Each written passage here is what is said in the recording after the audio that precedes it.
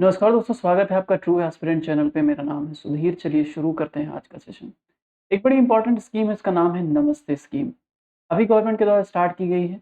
बहुत important scheme है manual scavenging को लेके। तो इस वीडियो में डिटेल से समझने की कोशिश करेंगे कि ये नमस्ते स्कीम क्या है, कैसे गवर्नमेंट इसको इम्प्लीमेंट करेगी, और जो मैनुअल स्कैवेंजिंग है उसको रोकने के लिए अब तक गवर्नमेंट ने क्या क्या इंपॉर्टेंट इनिशिएटिव लिए हैं।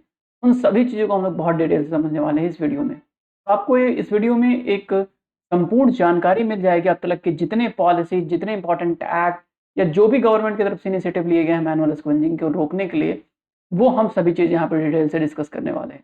तो चलिए शुरू करते हैं। ओके, अगर आपको हिस्ट्री एंड कल्चर क्लासेस देखनी है तो अनअकैडमी पर अभिषेक श्रीवास्तव सर की क्लासेस देख सकते हैं। कूपन कोड है TT100 करके। नाउ नमस्ते टीम। नमस्ते, नमस्ते का पूरा नाम क्या चीज़ है भाई? नमस्ते का पूरा नाम है नेशनल एक्शन प्लान। यहाँ पे आप देखिए, national action plan for mechanized sanitation ecosystem. तो नमस्ते, NAMSE, यहाँ से ई लिया गया। पूरा मतलब एग्जैक्ट मतलब नहीं निकल रहा है, बट फिर भी नमस्ते इसको बनाने की कोशिश की गई। ठीक है, तो नमस्ते स्कीम का मतलब है जो सीवर व सेप्टिक टैंक्स में जो काम करते हैं। सेप्टिक टैंक का मतलब क्या होता है? जो मतलब बहुत दूषित टैंक हो, ठीक है, जिसमें मल वगैरह गया हो, उसको साफ करना हुआ, या सीवर को साफ करना हुआ। सीवर जो आप देखते हैं शहरों में, वो घोल खोद के जो है सफाई करते हैं। तो पहले क्या था कि पहले किसी एक इंसान को इसमें घोल में जो सीवेज होता था, सीवर वगैरह होता था, उसमें उस इंसान को डाल देते थे और कुल्हाड़ी से या माफ कीजिए कुछ ऐसा तसला वगैरह देके या कोई ऐसी चीज जिसमें उसको निकाला जा सके, तो उससे जो है वहां से गंदगी बाहर निकालने का काम करते थे। तो किसी एक इंसान को इसके लिए जो है अपॉइंट किया जाता था, उसको पैसे देके। तो इसी कई बार क्या होता था, चूंकि बहुत गंदा है, बहुत प्रदूषित है, बहुत पॉल्यूटेड रहता है, इसके चलते क्या होता था कि इस व्यक्ति को जो इसके अंदर घुसा था वो बीमार हो जाता है। और कई बार ऐसा बहुत बारी हुआ है कि जो मैनुअल स्कैवेंजर्स हैं उनकी डेथ तक हो गई थी। ठीक है, बहुत सारे लोगों की, क्योंकि इसमें डिजीज होने की पॉसिबिलिटी बहुत ज़्यादा रहती है, जाहिर सी बात है।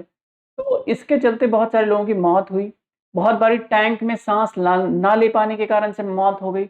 बहुत सारी बारी डिजीज हो जाने के कारण से मौत हुई। बहुत बारी गंदा पानी बॉडी के अंदर चला गया, इसके चलते मौत हो गई। तो बहुत सारे रीजंस थे जो मैनुअल स्कैवेंजर्स को बहुत परेशान कर रहे थे। गवर्नमेंट ने 2013 में इसको बैन कर दिया। लेकिन बैन करने के बाद भी ये चीज चलती चली गई। बहुत सारे कानून लाए गए, बहुत सारी पॉलिसीज लाई गई, बहुत सारे स्टेप्स लिए गए गवर्नमेंट के द्वारा, लेकिन ये कभी रुका नहीं, क्योंकि ये सोसाइटी में बहुत दिन से प्रिवेल कर रहा था। ये चीजें साफ करने का कोई व्यवस्था नहीं था। तो हमने धीरे धीरे मशीनें ईजाद करी। जब मशीनें ईजाद हो गई, उसके बावजूद चूंकि वो मशीनें महंगी पड़ती थी, इसके चलते बहुत सारे लोग इसको अफोर्ड नहीं करते थे। उसको सोचते थे कि ठीक है, किसी इंसान को लगा देते हैं, 150 रुपए दे के अपना काम करवा लेंगे। तो ये कहानी बहुत दिन से चलती थी। बहुत सारे लोग, जो मैंने अपनी आंखों से देखा है कि बहुत सारे लोग जो अल्कोहल कंज्यूम करते हैं, वो लोग तो खासकर इन सभी कामों में इन्वॉल्व रहते हैं, क्योंकि जिस वक्त अल्कोहल कंज्यूम किए रहते हैं उस वक्त उनको पता नहीं चलता है कि क्या स्मेल जा रहा है, गंदगी जा रही है, कुछ नहीं पता चलता है, जिसके कारण से वो लोग घुस जाते हैं। लेकिन बाद में कई बारी पानी मुंह में चला गया, या कई बारी सांस नहीं ले पाए तो मर गए, और कई बारी जब वहां से बाहर करके कैसे करके निकल आते हैं, तो उसके बाद बहुत बारी ऐसा देखा गया कि ये स्कैवेंजर्स को एक बीमारी हो जाती थी, इसके चलते वो मर जाते थे। तो ये कहानी पिछले काफी दिनों से चल रही थी। गवर्नमेंट इसको रोकने की बहुत कोशिश करी है, अब तक कोशिश करती ही रह रही है। उसी कोशिश के क्रम में एक नया क्रम है नमस्ते। नमस्ते, ठीक है, नमस्ते एक नया कड़ी है। देखते हैं कितना काम करता है। ऑल दो अपने एग्जाम के पॉइंट ऑफ व्यू से इंपॉर्टेंट है, तो हम इसको डिटेल से पढ़ लेते हैं। यहीं पे इस स्कीम में दो मिनिस्ट्री इन्वॉल्व है। इस स्कीम में दो मिनिस्ट्री इन्वॉल्व है। पहली मिनिस्ट्री है ministry of drinking water and sanitation. आपको पता है कि ये होगी ही, जाहिर सी बात है।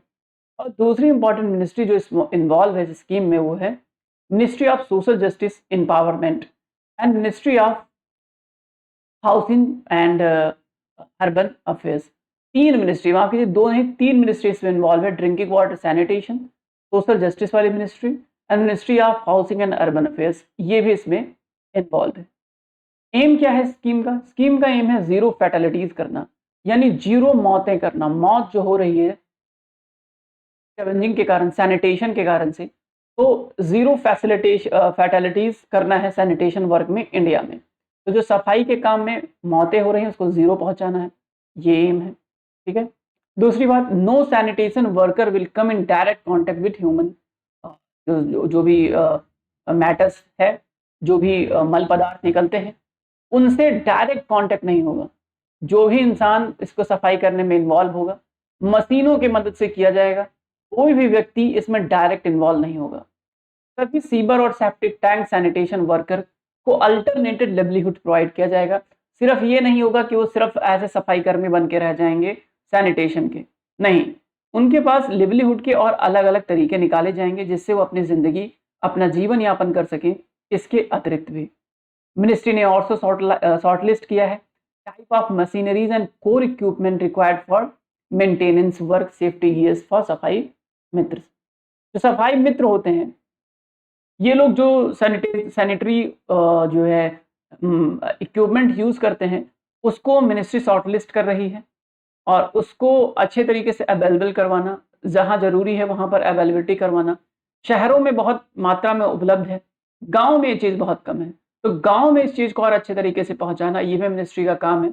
मिनिस्ट्री इस पर भी लगातार देख रही है, ठीक है? तो सफाई मित्र के लिए जो भी चीज़ें ज़रूरी हैं वो चीज़ें पहुंचाना मिनिस्ट्री का मेजर एम है। मैनुअल स्कैवेंजिंग क्या है? मैनुअल स्कैवेंजिंग एक प्रैक्टिस है जिससे जो ह्यूमन एक्सट्रेटा होता है, तो इस एक्सट्रेटा को क्या करते हैं, इसको साफ करते हैं बाई हैंड। जो ह्यूमंस का मल पदार्थ होता है उसको सीवर से या सेप्टिक टैंक से क्या करते हैं, हाथों से निकाल के बाहर करने की प्रक्रिया बोलती है मैनुअल स्कैवेंजिंग। इंडिया में बैन किया गया है, किसके तहत इंडिया में बैन किया गया है? Provision of employment as manual scavengers and their rehabilitation act 2013। 2013 के एक्ट के थ्रू इस मैनुअल स्कैवेंजिंग को एम्प्लॉयमेंट के तौर पे बैन किया गया है कि एम्प्लॉयमेंट नहीं है। कहते हैं कि चलो हम तुमको मैनुअल स्कैवेंजर बना देते हैं, भैया इंडिया में बैन है, आप करोगे तो जेल चले जाओगे, 10 लाख रुपए की फाइन भी है इसमें। तो ये पॉसिबिलिटी नहीं है इंडिया में कि कोई व्यक्ति मैनुअल स्कैवेंजर बन जाए। जिनको बनना है उनके लिए कुछ गाइडलाइंस बनाई गई हैं गवर्नमेंट की साइड से, वो फॉलो करेंगे, उसके बाद ही डायरेक्ट मतलब कांटेक्ट ना किए बिना, डायरेक्ट कांटेक्ट किए बिना ही जो है मैनुअल स्कैवेंजिंग के प्रोसेस को पार करेंगे। तो क्लीन करना, कैरी करना, डिस्पोज करना, हैंडल करना, ह्यूमन स्क्रेटा को डिस्पोज करना, इस सभी प्रक्रिया को बैन किया गया है इंडिया में 2013 के इस एक्ट से। अभी बहुत बारी रेलवे ट्रैक से लोग उठाते हैं, सेप्टिक टैंक साफ करते हैं, गड्ढे साफ करते हैं, तो उसके चलते क्या होता है कि वो बीमार पड़ जाते हैं। इसको डीह्यूमनाइजिंग प्रैक्टिस माना गया है, गैर मानवीयकृत प्रक्रिया मानी गई है। इससे बहुत लोग सफर करते हैं, मैनुअल स्कैवेंजर सफर करते हैं। हिस्टोरिकली अनजस्टिस हुआ है, जो लोग SC/ST कम्युनिटी के लोग थे उनके साथ, उनसे ये काम अक्सर करवाए जाते थे। इसके चलते अब इस चीज को रोक दी गई है, आर्टिकल 17 को ध्यान में रखते हुए प्रावधान किया गया है। Y still prevalence in India? India में क्यों ये सब बैन किया गया है, उसके बावजूद भी इतना प्रेवलेंस है, ऐसा क्यों हो रहा है? तो one major reason behind this is low awareness. Awareness बहुत कम है लोगों के बीच कि यार मैनुअल स्कैवेंजिंग बैन है, ये बात लोगों को पता नहीं है। 100 रुपए दो, उनको बुला लाओ, वो साफ कर देंगे, ये वाला कहानी अभी इंडिया में प्रिवेल कर रहा है, क्योंकि पिछले काफी वक्त से प्रिवेल कर रहा था। जो मार्जिनलाइज सेक्शन है सोसाइटी में, उनको जरूरत रहती है, उनको पैसे की जरूरत है, अपने राइट्स के बारे में अवेयर नहीं है, तो जाहिर सी बात है जब अपने राइट्स के बारे में अवेयर नहीं रहेंगे और पैसे की कमी रहेगी, तो जाहिर सी बात है कि वो ऐसे कामों में इन्वॉल्व हो जाएंगे। इन्फोर्समेंट का भी इशू रहा है।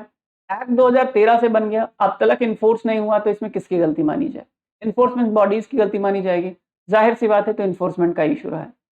उसके अलावा high cost of automated machines, जो मशीन्स हैं साफ करने वाली, वो बहुत महंगी आती हैं, 20 से 30 हज़ार रुपए की आती हैं एक मशीन। तो एक आदमी इस चीज को साफ करने के लिए 20 से 30 हज़ार रुपए जो है इन्वॉल्व नहीं करना चाहता है।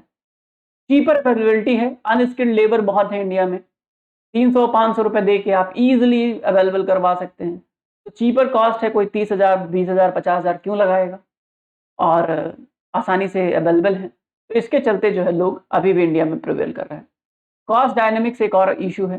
पिछले काफी समय से लोअर कास्ट की सोसाइटीज के जो लोग हैं, कम्युनिटी के जो लोग हैं, उनको इन सब कामों में इन्वॉल्व करके रखा गया। तो होता क्या है, इसके दो पहलू हैं। पहली बात, जो लोग करवाते हैं उनके दिमाग में भी अच्छा ठीक है, कोई ना कोई तो मिल जाएगा, कर देंगे। दूसरी बात, दूसरे कुछ ऐसे लोग होते हैं जो कहते हैं कि ठीक है, हमारे बाप दादा करते चले आए थे तो हम भी कर लेंगे, तो क्या बुरी बात है। तो इसके चलते जो है ये कास्ट डायनेमिक्स हमेशा चलता चला गया, इसलिए कभी चीज खत्म नहीं हुई। बहुत सारी पॉलिसीज गवर्नमेंट ऑफ इंडिया ने बनाई इसके लिए। 2020 में भी इसके लिए कानून बनाया गया, provision of employment as manual scavenger, same वाली कहानी, एंड रिहेबिलिटेशन अमेंडमेंट बिल। ये कंप्लीट जो है बैन करता था सीवर क्लीनिंग को, ऑन स्टेप प्रोटेक्शन प्रोवाइड करता था मैनुअल स्कैवेंजर्स को 2020 में। उसके अलावा 2013 वाला एक्ट भी पूरी तरीके से महिला मुक्त यात्रा भी स्टार्ट किया गया था इसके लिए। राष्ट्रीय गरिमा अभियान के तहत महिला मुक्ति यात्रा स्टार्ट किया गया था भोपाल से 2012 में। 1989 में प्रिवेंशन ऑफ एट्रोसिटीज एक्ट के तहत जो है, अगर कोई व्यक्ति मैनुअल स्कैवेंजर है और वो एससी कम्युनिटी का है तो इसके लिए आपको दंड भी मिलेगा अगर आपने ऐसे किसी व्यक्ति को अपने यहाँ काम पे रखा। और अगर कोई व्यक्ति इसके तहत, अगर कोई व्यक्ति 2013 के एक्ट के तहत, मतलब 2013 के बाद से या उससे पहले से अगर किसी की डेथ भी हो गई है या होती है, तो उसके लिए उनके परिवार वालों को 10 लाख रुपए का कंपनसेशन भी दिया जाता है मैनुअल स्कैवेंजर्स को।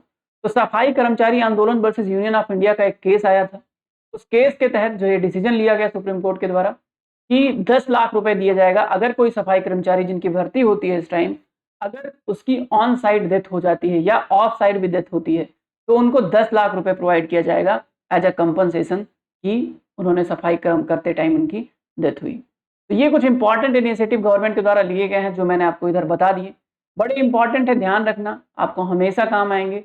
कुछ इंपॉर्टेंट फैक्ट जो मैंने इकट्ठा करके रखे हैं, ये चीज़ हमेशा आप स्क्रीनशॉट करके रखा कीजिए, हमेशा काम आएंगे ये। एक और इम्पॉर्टेंट बात मैं आपको बता दूं कि अगर आपको लगता है कि कोर्सेज बेनिफिशियल, इनको कंटिन्यू रखना चाहिए, तो आप कमेंट सेक्शन में ज़रूर बताइए, क्योंकि अब मुझे नहीं लगता है कि इसको हम बहुत दिन तक कंटिन्यू कर पाएंगे। बस इसी महीने शायद एक कंटिन्यू रहे, उसके बाद हमें इसको रोकना पड़े। तो ये डिपेंड करता है आप लोगों के ऊपर। Thank you so much for watching, have a nice day.